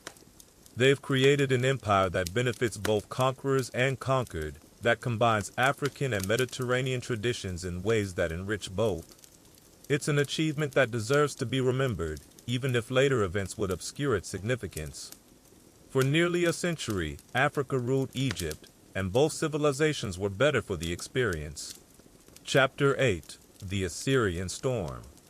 The decline and fall of Nubian rule over Egypt is a story of external pressure, internal strain, and the cruel mathematics of ancient geopolitics. By 670 BCE, the golden age that had begun with Pianki's conquest was coming under increasing pressure from forces that the Nubian pharaohs, for all their skill and determination, would ultimately prove unable to resist. The primary threat came from Assyria, the militaristic empire based in Mesopotamia that had spent the previous century conquering most of the Middle East. The Assyrians had watched the rise of Nubian Egypt with growing concern, recognizing that the revival of Egyptian power under African leadership posed a significant threat to their regional dominance. Unlike earlier enemies that the Nubians had faced, the Assyrians couldn't be defeated through diplomacy, cultural appeal, or even traditional military tactics. They were professional soldiers serving an empire built for conquest, and they had both the resources and the determination to wage the kind of total war that could destroy even the most sophisticated opposition. Let's visit the Egyptian frontier fortress of Pelusium in the year 671 BCE, as Pharaoh Taharqa prepares to face the greatest military challenge in Nubian history. The fortress, located on Egypt's eastern border, has been reinforced with the latest military technology and manned with the finest troops that the Nubian Empire can provide. Taharqa himself represents the culmination of Nubian achievement. The last truly great pharaoh of the 25th dynasty, he combines the physical presence of a warrior king with the intellectual sophistication of a scholar priest and the political skills of a master diplomat. Under his rule, Nubian Egypt has reached the height of its power and prosperity. But as he surveys the preparations for the coming siege, Taharqa knows that he faces an enemy unlike any his predecessors have encountered. The Assyrian army approaching from the east represents the cutting edge of ancient military technology, iron weapons, cavalry units, and siege engines that can reduce the strongest fortifications to rubble. More importantly, the Assyrians fight with a ruthless efficiency that reflects their empire's core values. Where the Nubians have always preferred diplomacy to warfare and cultural absorption to military conquest, the Assyrians believe in the simple application of overwhelming force.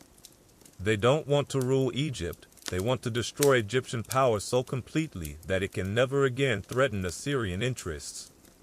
The contrast between these two approaches to empire becomes clear as the Assyrian army takes up positions around Pelusium. The Assyrian camp is organized with military precision, perfectly aligned rows of tents, defensive works constructed according to standard engineering principles, and supply lines managed with the efficiency of a modern logistics operation. But the Assyrian approach to warfare is also fundamentally different from anything the Nubians have experienced.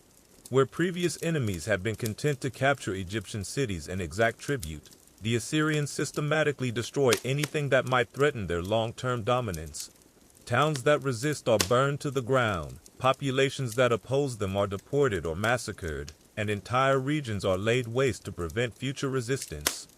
This scorched earth approach poses a fundamental challenge to Nubian strategy. The Africans have always depended on their ability to win over local populations through effective governance and cultural appeal. But when facing an enemy that destroys everything in its path, these advantages become irrelevant. The siege of Pelusium demonstrates both the strengths and weaknesses of Nubian military doctrine. The fortress itself is a masterpiece of defensive engineering, incorporating lessons learned from centuries of Nubian experience with Nile cataracts and Egyptian military architecture. The walls are thick enough to resist the heaviest siege engines, the design creates multiple killing fields for the famous Nubian archers, and the supply situation has been carefully planned to allow a lengthy defense. But the Assyrians bring capabilities that previous besiegers lacked. Their siege engines are more sophisticated than anything the Nubians have faced. Their infantry is better equipped and more disciplined, and their coordination between different military branches reflects decades of professional military development. Most crucially, the Assyrians have the resources to sustain a siege indefinitely. Unlike previous enemies who were limited by distance from their home bases and the need to maintain other military commitments, the Assyrians can afford to invest whatever time and resources are necessary to achieve their objectives. The siege drags on for months, with both sides demonstrating the kind of tactical skill and strategic patience that marks professional military forces. The Nubians use their superior knowledge of local conditions to harass Assyrian supply lines and conduct nighttime raids against enemy positions. The Assyrians respond with systematic destruction of the surrounding countryside and increasingly sophisticated siege techniques. But gradually, the superior resources and single-minded determination of the Assyrians begin to tell. Egyptian and Nubian casualties mount, supplies begin to run low, and the psychological pressure of facing an apparently limitless enemy begins to affect morale among the defenders. More importantly, reports from other parts of Egypt reveal that the Assyrian invasion is having effects far beyond the immediate military situation. The systematic destruction of agricultural areas is creating food shortages throughout the country. The displacement of populations is disrupting trade routes and economic networks. The sheer scale of Assyrian military operations is demonstrating to ordinary Egyptians that their Nubian pharaoh may not be able to protect them from this new threat. These broader political effects are perhaps more dangerous to Nubian rule than the immediate military pressure. The legitimacy of the Black Pharaohs has always depended on their ability to provide better governance than their predecessors. When that governance fails to protect Egyptian interests, their claim to authority becomes vulnerable to challenge. The fall of Pelusium, when it finally comes, marks the beginning of the end for Nubian rule over Egypt. The fortress falls not to direct assault, but to systematic undermining. Assyrian engineers dig tunnels under the walls, plant explosives, and bring down entire sections of the fortification in carefully coordinated demolitions. The aftermath of the siege reveals the fundamental difference between Assyrian and Nubian approaches to conquest. Where the Nubians had always sought to preserve what they conquered, the Assyrians systematically destroy anything that might serve as a rallying point for future resistance. The fortress is demolished, the surrounding area is depopulated, and the entire region is transformed from a defensive strongpoint into a wasteland that offers no cover for guerrilla operations. Taharka's response to the fall of Pelusium demonstrates both his strategic intelligence and the limited options available to him.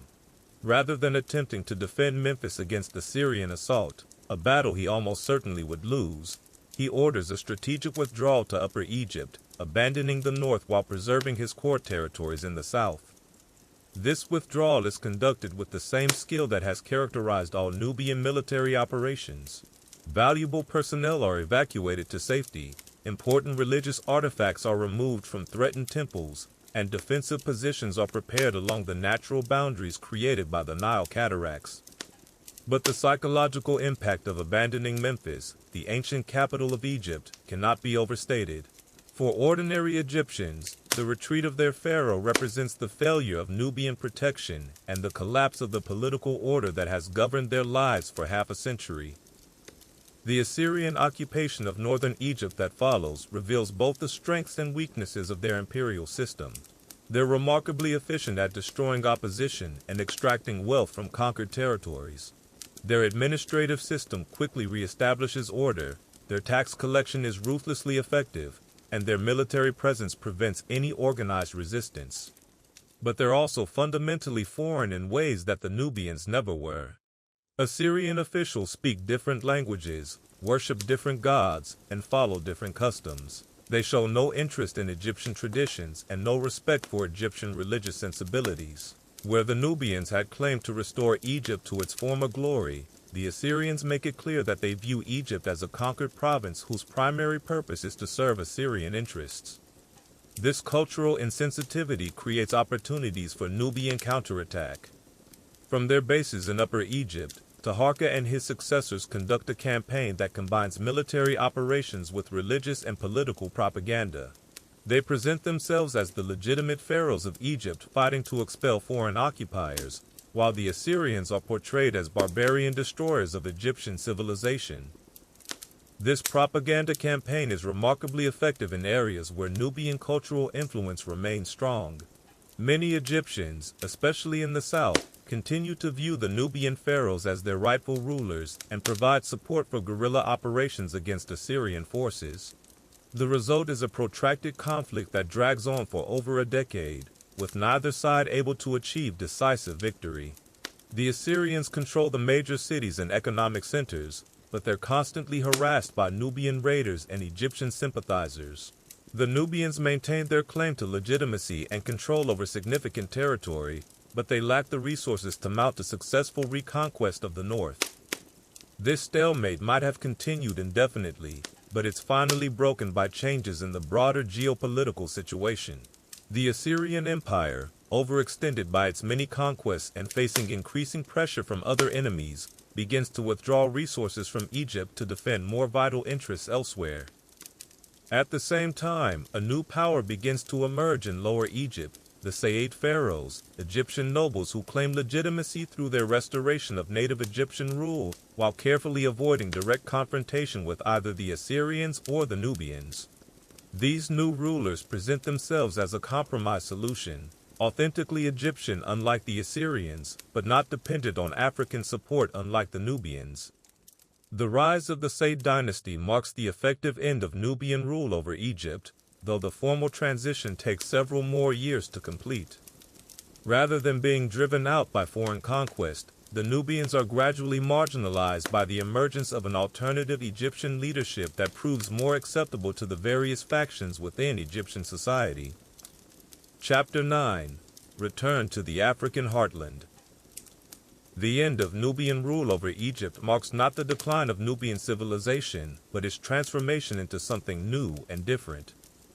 Forced to abandon their Egyptian territories, the Nubian kings returned to their African heartland with enhanced prestige, accumulated wealth, and sophisticated administrative techniques that would allow them to build an even more impressive empire in the south. Let's visit the city of Meroe in the year 600 BCE, 50 years after the last Nubian pharaoh withdrew from Egypt. The city, located between the 5th and 6th cataracts of the Nile, has become the new capital of a kingdom that extends far deeper into Africa than any previous Nubian state. The first thing that strikes a visitor to Meroe is its sheer size and sophistication. This isn't the modest trading post that Kerma had been 1,000 years earlier, nor even the regional capital that Napata represented during the Egyptian period. Meroe is a true imperial city, comparable in scale and complexity to Alexandria or Babylon. The city's layout reflects the cosmopolitan influences that Nubian contact with Egypt has produced. The royal quarter is built in a style that combines Egyptian architectural principles with distinctly African decorative elements. The merchant districts show influences from throughout the ancient world. Greek columns supporting roofs designed in Persian style, decorated with motifs that blend Egyptian hieroglyphs with traditional African symbols. But perhaps most impressive are the workshops where Meroe's craftsmen produce goods that are traded throughout the ancient world. The city has become a major center for iron production, taking advantage of rich ore deposits and technical knowledge gained through contact with Mediterranean civilizations. Meroitic iron tools and weapons are prized from Egypt to Ethiopia, while Meroitic jewelry and decorative objects find markets as far away as India and China. This industrial development has given Meroe economic independence that earlier Nubian kingdoms lacked. Where Kerma had depended primarily on serving as a middleman in trade between Egypt and the African interior, Meroe produces goods that are valuable in their own right. This economic foundation provides the resources needed to support a more ambitious imperial policy. The king who rules this impressive city is Espelta, a descendant of the pharaohs who once ruled Egypt but now focused entirely on African expansion. Like his predecessors, he's physically imposing and intellectually sophisticated, but his priorities are different from those of the Egyptian pharaohs. Where Taharqa and his predecessors have been forced to balance Egyptian and Nubian interests, Espelta can focus entirely on African concerns. His court includes representatives from kingdoms throughout the Sudan, Ethiopia, and even more distant regions. His armies are recruiting soldiers from peoples who had never before been connected to Mediterranean civilization. His trade networks are opening routes that bypass Egypt entirely, connecting the African interior directly to Red Sea ports and Indian Ocean commerce.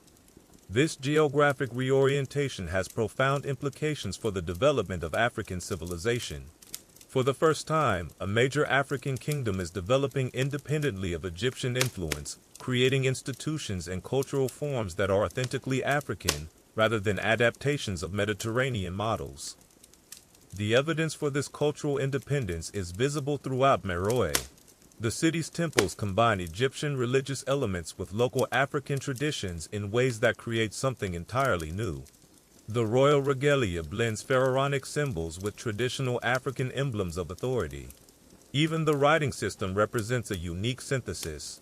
Meroitic script uses Egyptian hieroglyphic symbols, but applies them to the local Nubian language, creating a written tradition that's both sophisticated and distinctly African. Perhaps most significantly, the political system that governs Meroe represents a genuine fusion of different African traditions.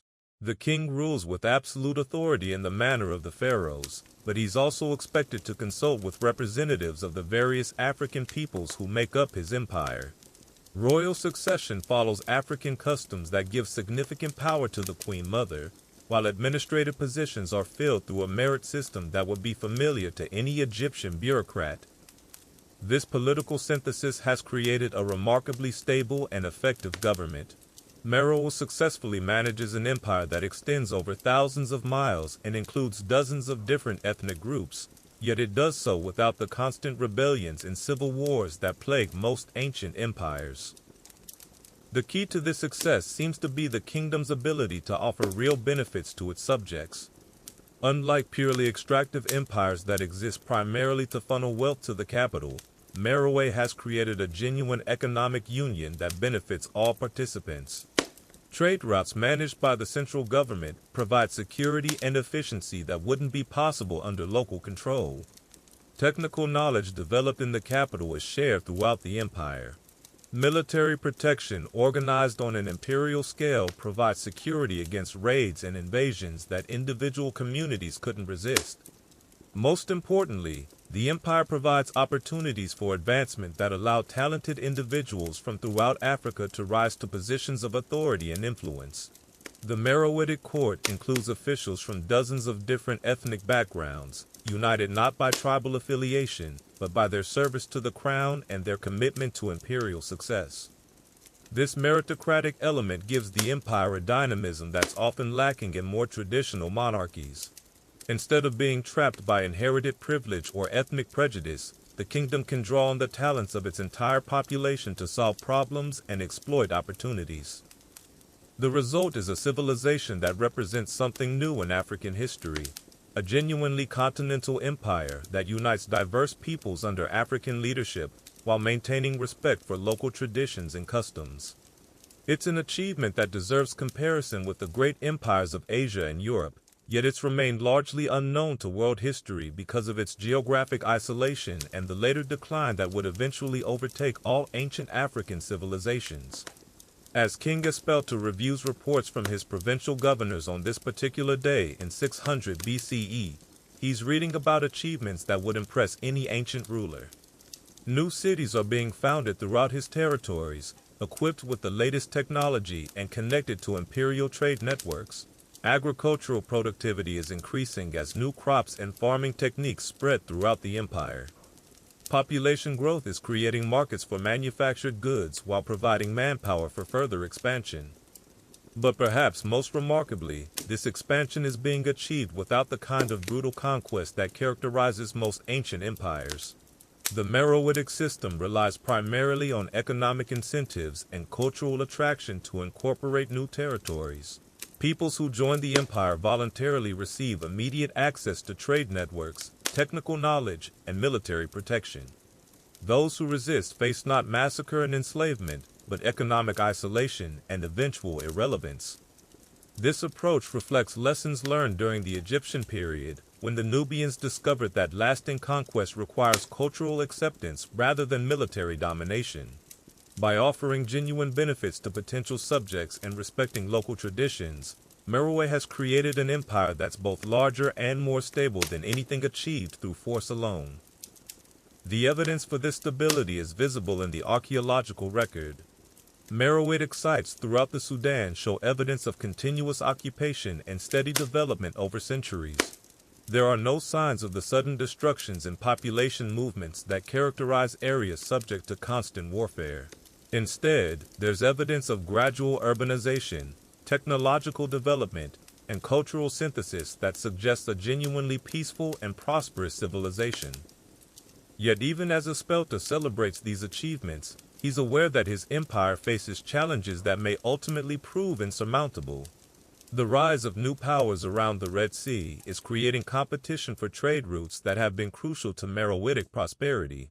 Climate change is gradually making the Sahara more arid, disrupting traditional trade patterns and forcing populations to migrate in ways that strain imperial resources. Most seriously, the kingdom's geographic isolation, which has been a source of strength during its development, may become a weakness as the ancient world becomes more interconnected. Empires that maintain contact with multiple civilizations can adapt to changing circumstances more easily than those that develop in relative isolation. But these challenges are still in the future. For now, Meroe represents the culmination of over 1,000 years of Nubian political and cultural development. It's a civilization that successfully combines African traditions with techniques learned from contact with Egypt and other Mediterranean civilizations. It's an empire that unites diverse peoples under indigenous African leadership while respecting local autonomy and cultural diversity. Most importantly, it's proof that African civilizations could achieve levels of sophistication and political organization that rival anything found elsewhere in the ancient world. The fact that this achievement has been largely forgotten by later history reflects not its lack of significance, but the biases and limitations of historical scholarship that has focused primarily on Mediterranean and Middle Eastern civilizations. As the sun sets over Meroe and King Espelta completes his daily review of imperial business, he can take satisfaction in ruling a civilization that represents one of humanity's great political and cultural achievements. His kingdom has successfully navigated the transition from Egyptian client state to independent African empire. It has created institutions that balance central authority with local autonomy, economic development with cultural preservation, military strength with diplomatic flexibility. But perhaps most remarkably, it has done all of this while maintaining its essential African character. Unlike the earlier period of Egyptian rule, when Nubian kings had to balance African and Mediterranean influences, the Empire of Meroe is unambiguously African in its orientation and values. Chapter 10: The Legacy of the Black Pharaohs. As our journey through the remarkable history of the Nubian kingdoms draws to a close, it's worth reflecting on what these African civilizations achieved and why their story matters to our understanding of the ancient world. For over a millennium, from the rise of Kerma around 2000 BCE to the decline of Meroe in the 4th century CE, Nubian kingdoms represented one of the most successful and sophisticated civilizations in Africa. The story we followed is one of remarkable achievement against overwhelming odds. A people who began as intermediaries in the trade between Egypt and the African interior gradually developed into a civilization capable of conquering and ruling the world's oldest kingdom. They accomplished this not through military conquest alone, but through a sophisticated combination of economic power, cultural adaptation, religious legitimacy, and diplomatic skill. What makes the Nubian achievement even more remarkable is how they managed to maintain their essential African identity while successfully competing with Mediterranean civilizations on their own terms. The Black Pharaohs who ruled Egypt for nearly a century weren't trying to become pseudo-Egyptians. They were demonstrating that Africans could be more authentically Egyptian than the Egyptians themselves. This cultural confidence allowed them to create something unprecedented in ancient history. A truly hybrid civilization that combined the best elements of African and Mediterranean traditions without sacrificing the essential character of either. Nubian art that blends Egyptian techniques with African motifs, religious practices that merge Egyptian gods with African spirits, political systems that combine pharaonic authority with African concepts of kingship. All of these represent genuine cultural innovations rather than mere copies of foreign models. The technological achievements of the Nubian kingdoms are equally impressive. Their mastery of iron technology gave them military and economic advantages that lasted for centuries. Their development of sophisticated mining and metallurgy allowed them to extract and process gold on an industrial scale. Their architectural innovations, visible in the pyramids and temples that still dot the Sudanese landscape, represent a unique synthesis of Egyptian and African building traditions. But perhaps most importantly, the Nubian kingdoms demonstrated that African peoples could create and maintain complex political institutions that successfully governed diverse populations over vast territories. The Empire of Meroe, at its height, extended from Egypt to Ethiopia and from the Red Sea to the western edges of the Sudan. Managing such a diverse and far-flung empire required administrative skills, diplomatic sophistication, and cultural sensitivity that few ancient civilizations possessed. The economic achievements of the Nubian kingdoms are equally noteworthy. They created trade networks that connected the African interior to Mediterranean and Indian Ocean commerce. They developed manufacturing capabilities that produced goods valued throughout the ancient world. They established agricultural systems that supported large urban populations in challenging environments. Most remarkably, they seem to have accomplished all of this while maintaining relatively egalitarian social structures that provided opportunities for advancement based on merit rather than birth. The Meroitic court included officials from dozens of different ethnic backgrounds, united by their service to the crown rather than their tribal affiliations. Yet despite these remarkable achievements, the Nubian kingdoms remain largely unknown to popular history. Most people who have heard of ancient Egypt know nothing about the Black Pharaohs who ruled it for nearly a century. Most discussions of ancient African civilizations focus on Egypt while ignoring the sophisticated kingdoms that developed to the south. This historical neglect reflects broader biases in how we study and understand the ancient world. European and Mediterranean civilizations have received the lion's share of scholarly attention, while African achievements have been marginalized or ignored. When African civilizations are discussed, they're often presented as primitive or derivative rather than as sophisticated societies that made genuine contributions to human development.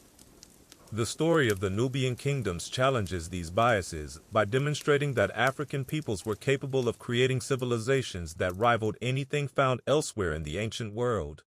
The Black Pharaohs weren't primitive barbarians who temporarily disrupted Egyptian civilization. They were sophisticated rulers who understood Egyptian culture better than most Egyptians and who used that understanding to create one of the most successful periods in Egyptian history. The legacy of the Nubian kingdoms extends far beyond their specific achievements in politics, culture, and technology. They represent proof that human civilization has always been a global phenomenon, that remarkable achievements have emerged from every corner of the world, and that our understanding of the past is incomplete if it focuses only on the civilizations that happened to influence later European development. In our own time, when questions of cultural identity, globalization, and the relationship between different civilizations remain central to political and social debates, the example of the Nubian kingdoms offers valuable lessons. They demonstrated that it's possible to adopt useful elements from other cultures without sacrificing one's essential identity. They showed that cultural synthesis can create something stronger and more resilient than either of its component parts. They proved that respect for diversity and local traditions can coexist with effective central authority. Perhaps most importantly, they remind us that human achievement knows no racial or geographic boundaries. The same creativity, intelligence, and ambition that built the pyramids of Egypt and the temples of Greece also created the iron workshops of Napata and the trade networks of Meroe. The same political sophistication that governed Rome and Persia also managed the diverse empire that stretched from the Mediterranean to the heart of Africa. As we conclude our journey through this remarkable chapter of human history, it's worth remembering that the story of the Nubian kingdoms is not just ancient history. It's a reminder of the remarkable achievements that African peoples have always been capable of when given the opportunity to develop their own institutions according to their own values and priorities. The pyramids that still rise from the Sudanese desert, the ruins of palaces and temples that dot the landscape along the Nile, the artifacts in museums around the world that demonstrate the artistic and technical sophistication of Nubian craftsmen, all of these bear witness to a civilization that deserves to be remembered and celebrated. The Black Pharaohs ruled Egypt for less than a century, but their impact on both Egyptian and African history was profound and lasting. They preserved Egyptian traditions at a time when the Egyptians themselves were abandoning them. They created new forms of art and architecture that enriched both cultures. They demonstrated that African leadership could be both effective and enlightened. Most importantly, they proved that the often asked question, "What did Africa contribute to world civilization?" is based on a false premise. Africa didn't just contribute to world civilization. In the case of the Nubian kingdoms, Africa led world civilization, creating innovations in politics, technology, and culture that influenced developments throughout the ancient world. The story of the Nubian kingdoms is ultimately a story about human potential, the remarkable things that people can achieve when they combine respect for their own traditions with openness to learning from others, when they balance local identity with global awareness, when they pursue excellence in all aspects of human endeavor. It's a story that deserves to be better known, not just because it corrects historical misconceptions or challenges cultural biases, but because it inspires us with examples of human achievement that transcend the boundaries of race, geography, and time. The Black Pharaohs of Nubia created something remarkable in their time and place, a civilization that was both thoroughly African and genuinely universal, both deeply rooted in local traditions and actively engaged with the wider world. Their legacy reminds us that the human story is richer, more complex, and more inspiring than any single perspective can capture. It encourages us to look beyond the familiar narratives of European and Mediterranean civilizations to discover the remarkable achievements that have emerged from every corner of our planet. And perhaps most importantly, it demonstrates that the question is not whether African civilizations made significant contributions to human development, but rather how we can better understand and appreciate the full scope of what they achieved. The Nubian kingdoms represent just one chapter in the long and remarkable story of African achievement, a story that continues to unfold in our own time. As the evening settles over the ancient lands where these remarkable civilizations once flourished, we can imagine the sounds that once filled these landscapes, the voices of merchants haggling in the markets of Kerma, the chants of priests in the temples of Napata, the ring of hammers in the workshops of Meroe. These were the sounds of a living, breathing civilization that contributed as much to human development as any society in the ancient world. The Black Pharaohs may be gone, Their empires may have fallen, and their achievements may have been forgotten by popular history, but their legacy lives on in the proof they provided that human creativity, ambition, and achievement know no boundaries of race or geography. They remain an inspiration to anyone who believes that all peoples, given the opportunity, are capable of remarkable things. Sweet dreams, and remember, the most boring parts of history often turn out to be the most fascinating when we take the time to really understand them.